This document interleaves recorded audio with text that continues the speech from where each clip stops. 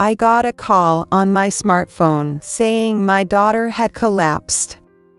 I quickly caught a taxi and rushed to the hospital, but by the time I arrived, she had already passed away. Why? Tears welled up, and a deep sense of frustration, even deeper than sadness, began to swell inside me. The doctor said it was a heart attack. David, my son-in-law, told me in a calm voice. The 3 granddaughters who had come with him were crying their hearts out. It's no wonder they were so upset by this sudden occurrence.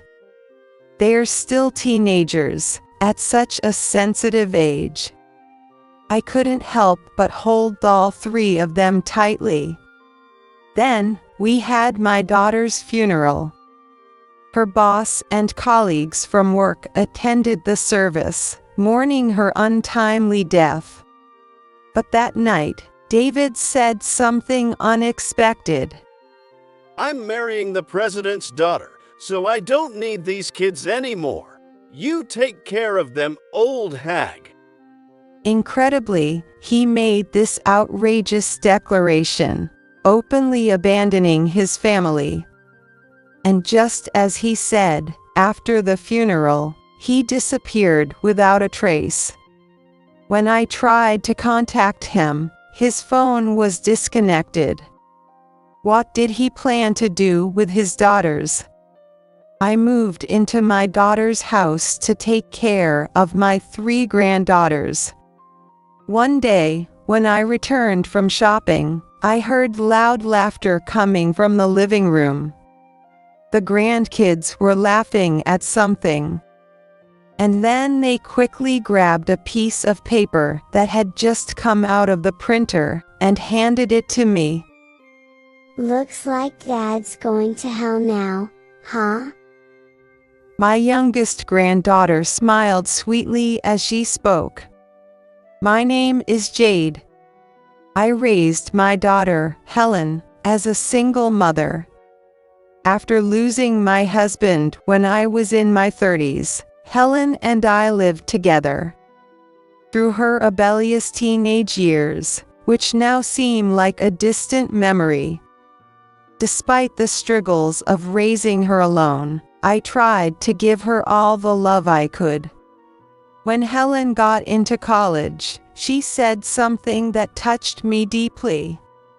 Mom, I know you've worked so hard to raise me, and I want to give back and take care of you from now on. I remember feeling a lump in my throat when she said those unexpected words. After graduating from college, Helen got a job at a prestigious company. She was always a strong child, rarely complaining about work. Though sometimes I wished she'd lean on me a little more. Once she started working, she began surprising me with trips for my birthday or Mother's Day every year. Thank you, Helen. I'm so blessed. Me too, Mom. We exchanged shy smiles at the hotel during one of our trips. Eventually, Helen found a partner and told me she wanted to get married. Her fiancé, David, was her colleague at the same company. He had a confident demeanor, wore expensive suits, and exuded a gentlemanly aura that left me impressed. Later, Helen told me that David had been popular among the female employees since he was a new hire. Handsome, tall, well-groomed, and an elite in the company, it was no wonder. I couldn't help but wonder what made him choose Helen. Why did I choose Helen? Well, she's incredibly dedicated to her work, and she's also very devoted to her family. That's something I admire about her, and I couldn't help but be drawn to her. The way they blushed and exchanged glances made me think they were a perfect match. They got married and, a few years later, had 3 children. Even after getting married, Helen and David continued to work at the same company, with David now working in the HR department. His popularity never waned, and despite having a wife and kids, female employees continued to approach him. Helen began to express her concern about how easygoing David was with everyone. He gets all these lunch boxes from different women. He says he refuses them, though. Don't worry, David seems like a trustworthy guy. I hope so, but you know, some people just enjoy stealing others' partners.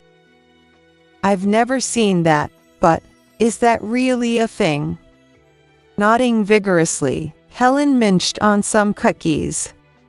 Since giving birth, I've noticed she's become stronger in many ways. As a wife and mother, she's grown, updating her inner self. But whenever she's troubled, I always make sure to lend an ear. As for my granddaughters, there's Emily, the eldest, and the twins, Martha and Fiona, all girls and very close. The 3 sisters have grown up well, with Emily now in her 3rd year of middle school, and Martha and Fiona in the 5th grade. Despite the age difference, they all share a love for mystery novels. Last Christmas, they asked for the complete works of Arthur Conan Doyle. I wondered if that was something for kids their age to read. But all 3 of them just laughed together and said, "Weary mystery nerds." Their room is apparently filled to the brim with mystery novels. I usually see my granddaughters during summer break when they come to stay with me, and they are always so attached to me. Grandma, let's go to the movies. They're re-showing Agatha Christie's work. And we want popcorn too. Even if it's just for a few days, when I see their beaming faces, I can't help but want to do everything for them. All right, let's go.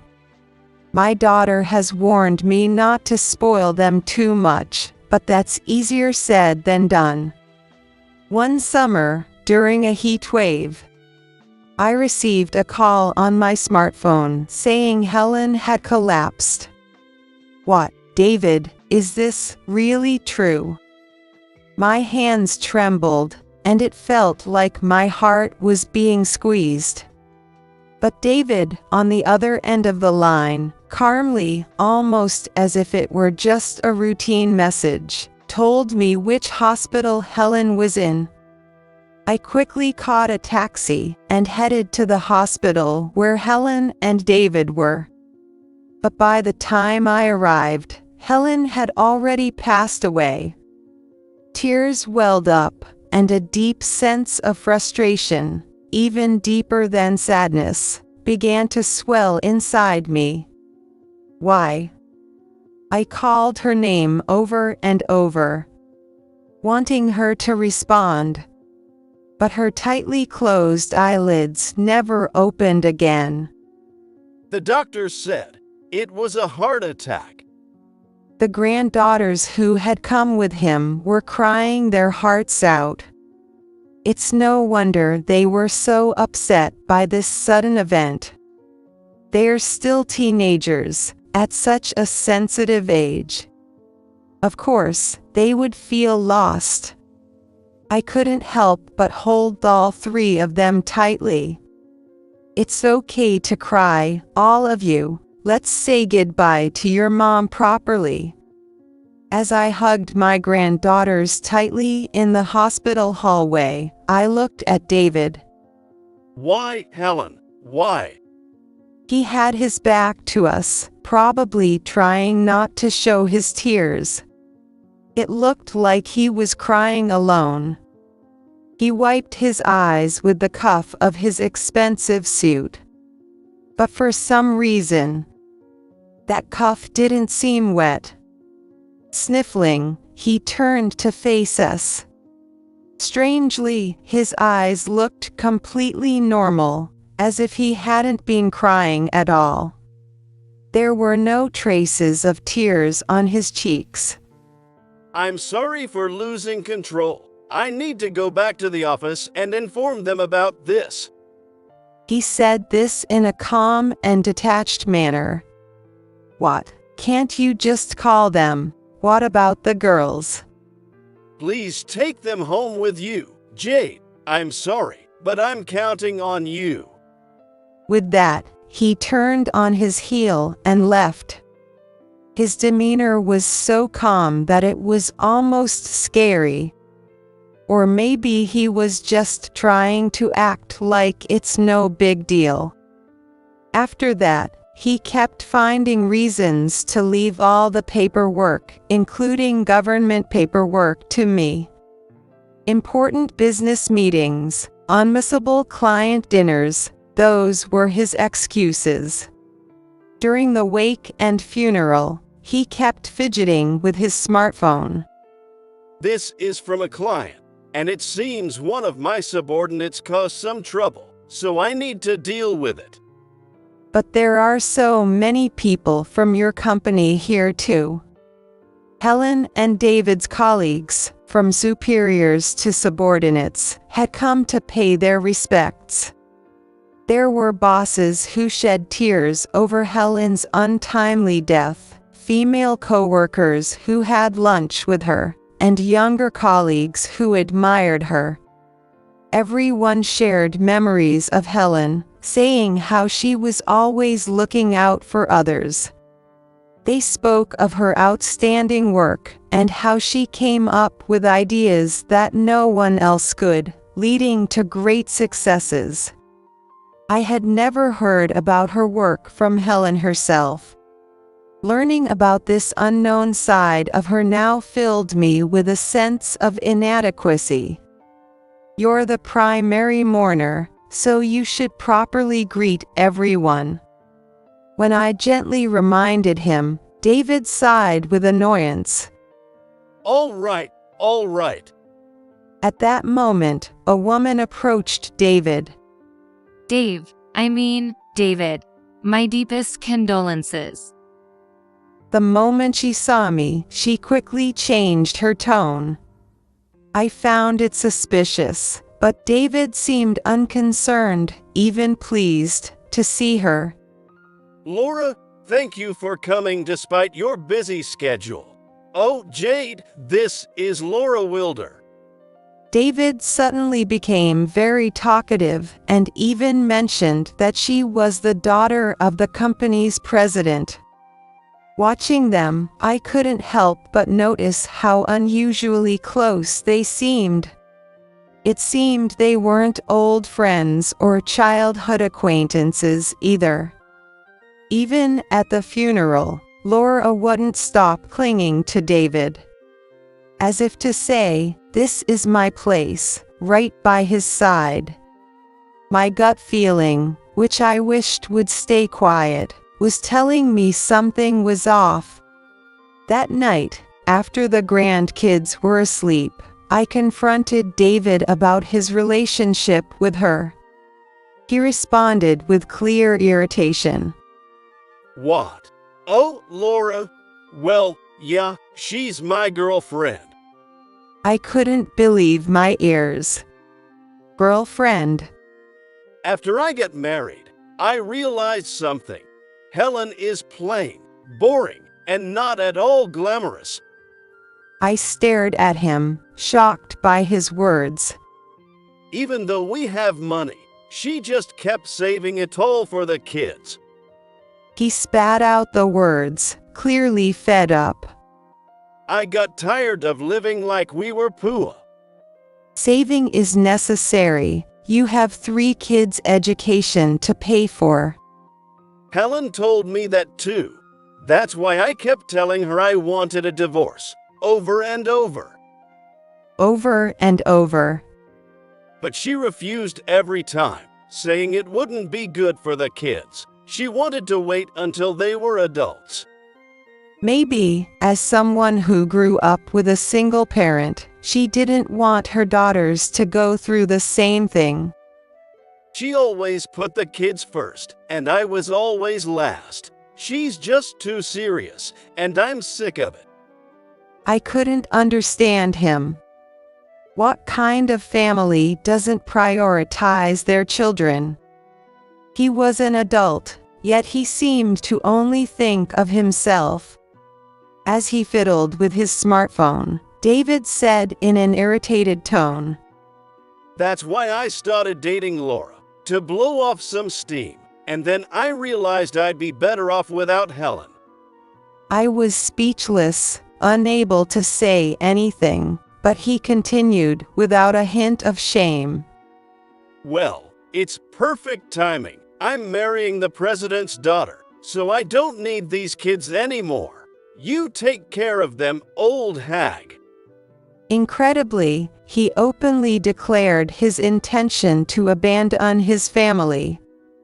Before I could say anything, he was already gone.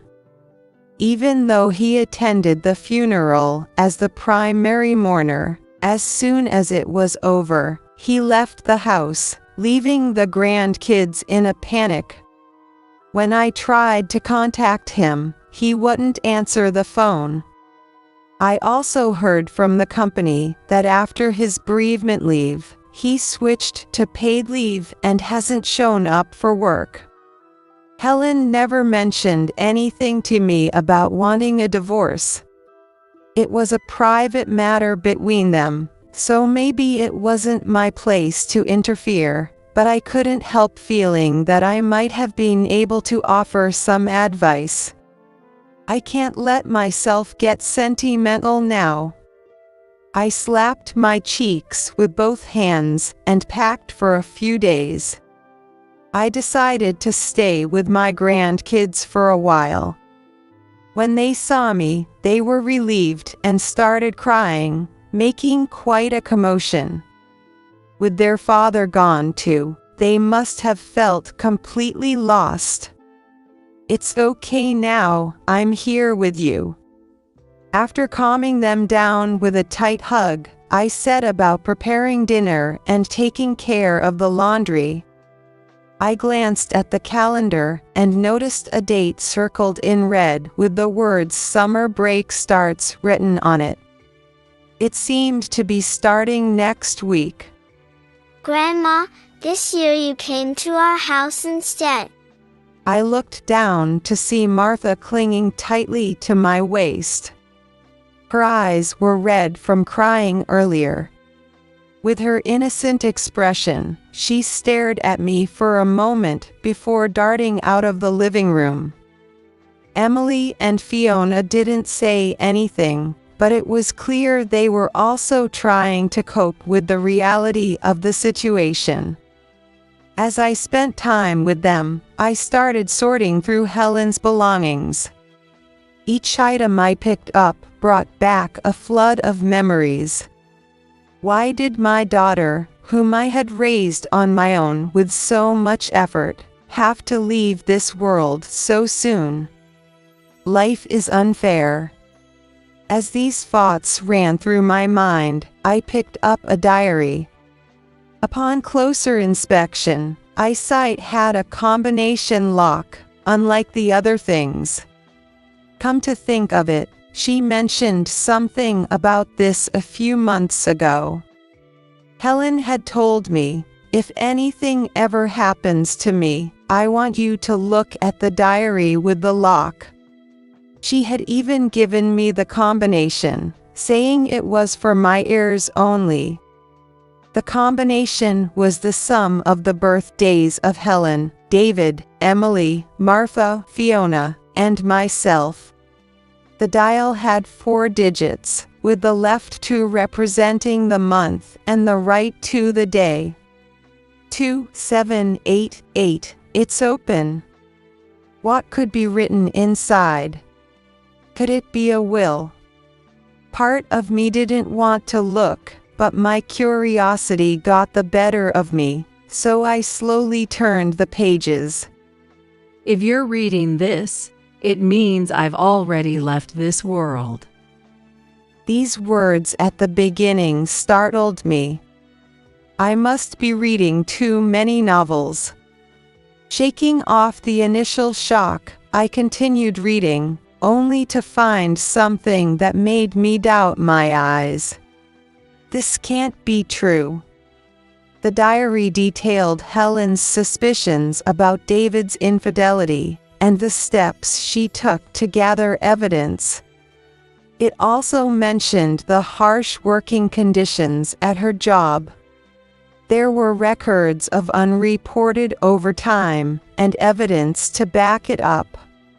Even when she reported feeling unwell, she was denied permission to go to the hospital and was even brushed off at times. She had hidden recordings of these instances in another place. When I found and listened to the recordings, I decided to listen to it right away. There I heard a harsh voice berating Helen after she asked to go to the hospital. I couldn't understand why she was treated so harshly. It seemed David was the one who had arranged for her transfer to this strict boss. My husband betrayed me and our children. He will pay for this. The diary ended with this declaration. Helen had been preparing to demand compensation from David and his mistress, and to proceed with a divorce. I was astonished at how resourceful my daughter had been. But now that I had found these things, Helen was no longer here.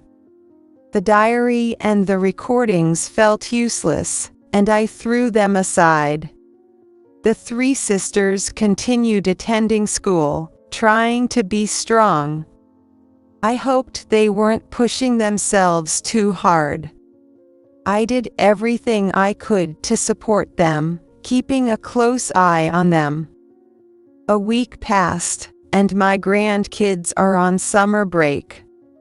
In the garden, 2 potted sunflowers they had brought home from school stood tall, almost ready to bloom. After the break began, the girls started spending a lot of time in David's room. I suppose, as children, they couldn't let go of the idea of him being their father. Knowing what he had done made my heart ache. Even as I sorted through Helen's belongings, I would bring snacks to the sisters. I've brought some orange juice for all of you. They were looking through David's books and scrapbooks, almost like they were searching for treasure. At other times, they would fiddle with the family computer and tablet, arguing about this or that. I figured it must be for some summer project, so I didn't pry. Then one day, as I returned from shopping, I heard loud laughter coming from the living room. The grandkids were laughing hysterically at something. Well, what's so funny, girls? You seem to be having a great time. As I approached, Fiona noticed me and gave a big smile. She quickly grabbed a sheet of paper that had just come out of the printer and handed it to me. Now Dad's going to hell, right? Puzzled, I looked at the paper they handed me. Printed on it was the title of an anonymous forum thread, "Gather here if you want your wife to die." What is this? I could tell it was from an anonymous message board, but being unfamiliar with computers, I couldn't understand what it meant. With a questioning look on my face, Emily explained, Grandma, do you see the red username here? It says Dave. Dave. Yes. Comments posted from the internet connection here show up in red. So this one was written by Dad. Sure enough, The comments by Dave were highlighted in red. As I read on, I saw detailed descriptions of how he had driven Helen to her breaking point. I abused my HR authority and transferred my wife to a problematic department. They're always short-staffed, so it serves her right. She's so helpful that she stays late every day to help her team, easily exceeding 80 hours of overtime each month. It won't be long before she collapses from exhaustion. How could he? I was horrified, but the comments continued. I pretend to be concerned about my tired wife, but I make her unhealthy meals loaded with oil and salt. It's hilarious watching Reddit every day. She told me her health check results were bad, but I won't let her go to the hospital or get a follow-up. These malicious words were written in red. Other users on the forum responded to David's posts with comments like "You monster" and "Keep it up." How could someone who isn't even the Grim Reaper meticulously plan to drive another person to their breaking point like this? I couldn't hide my shock at how far David had gone, especially given how pleasant he always seemed. His final post read, My wife is finally dead. She was taken to the hospital for a heart attack, and I met my mother-in-law there. I pretended to be sad. Now I'm free from her. How awful. He had reported Helen's death with joy. It was so horrifying that I could barely believe it. In the other comments, people congratulated him, expressed envy, and even praised him. I never imagined such a vile world existed, and the realization made me weak in the knees. David was as cunning and depraved as a snake. How could this be allowed to happen? Anger began to well up inside me. But what surprised me most was that the girls had noticed David's behavior. It's elementary, my dear Watson, Martha said, imitating Sherlock Holmes. Even though they worked at the same company, Mom was always so busy, while Dad seemed so relaxed. It felt off. And Fiona added, Whenever we argued with Dad, he used to say something. What did he say? He said, "Don't rely on your mom, she might not be around much longer." If they argued, it seems David didn't have a great relationship with the girls. They must have been suspicious of their father's actions for a long time. Since then, the three sisters had been keeping a close eye on David. He frequently used the computer, and, even though he had no interest in cooking, would look up recipes and watch cooking videos. They also found search terms like unhealthy meals and sodium content in the tablet's search history. And they knew about the mysterious woman in the photos on his tablet. They'd even seen him slightly smile after Helen's death and during the funeral. But the most damning evidence was the scrapbook he left behind. It was filled with articles about people who collapsed from overwork. Some of them were diagnosed with heart attacks. So, we decided that Dad was probably the culprit. We've been gathering evidence since summer break started. I see, these mystery-loving sisters had sharper observation skills than either David or I had imagined.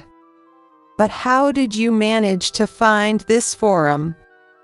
I asked, and Martha grinned proudly. We used the tablet's search history, and I read a book about how to recover deleted history, Watson.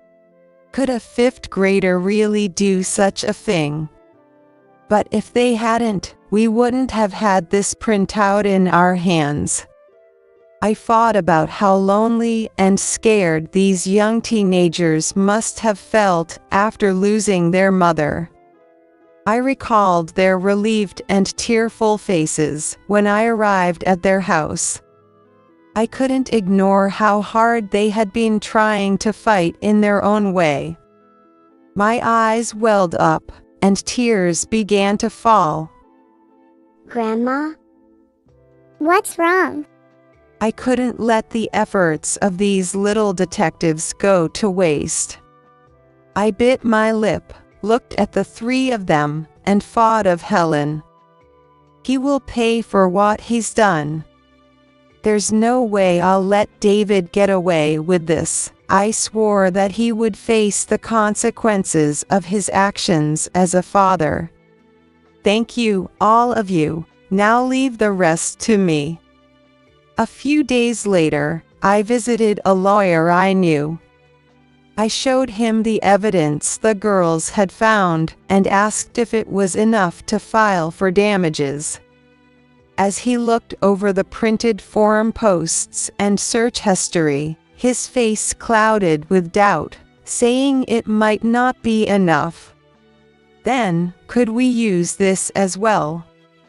I presented the diary and the recordings that I had found among Helen's belongings. Let me take a look.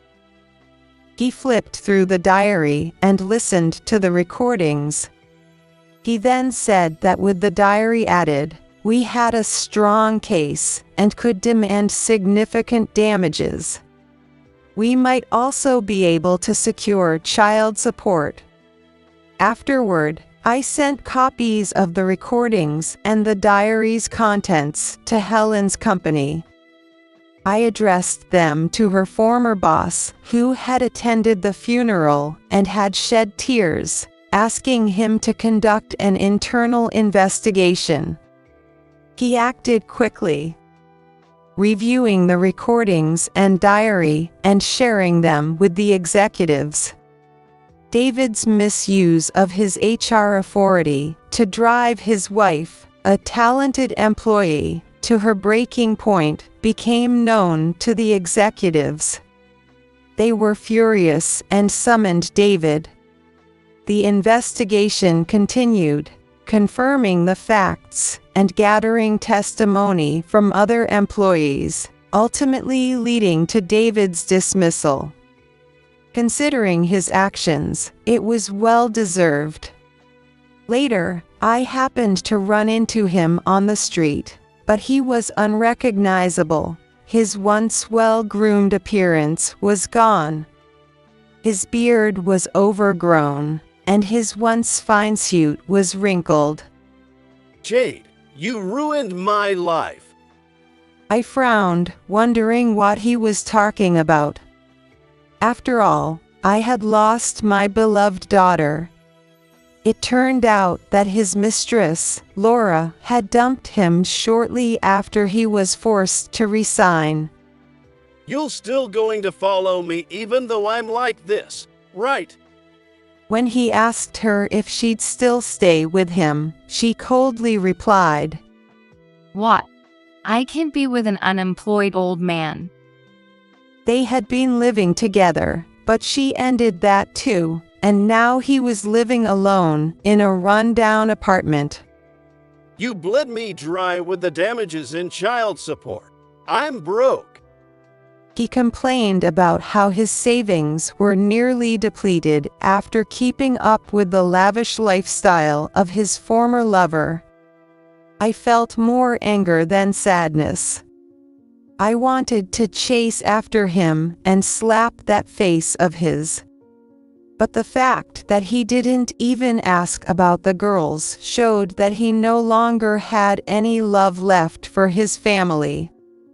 With that thought, I resigned myself to the fact that nothing I did would get through to him. Instead of wasting energy hating him, I found much more happiness in focusing on raising my 3 granddaughters. By the way, after David resigned, several executives from the company visited our home. They came to apologize for what happened to Helen.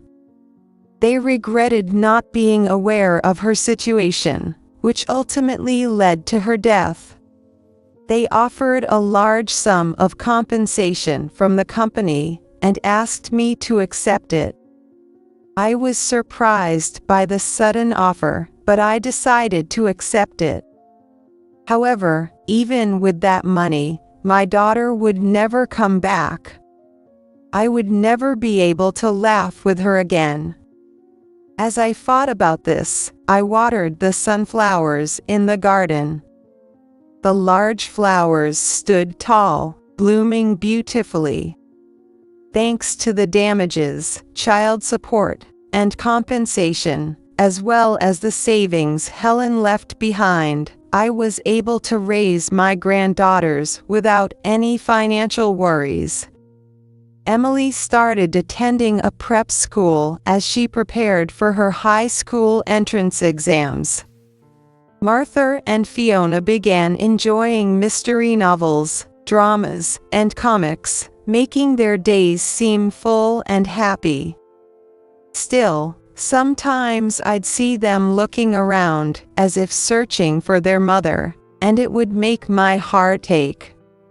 Losing my daughter and the girls losing their mother is a sadness we all share. I hope that, as we slowly heal from this pain and loneliness, the four of us can truly smile again. Like those sunflowers, I wish for us to keep our heads held high and live life with strength.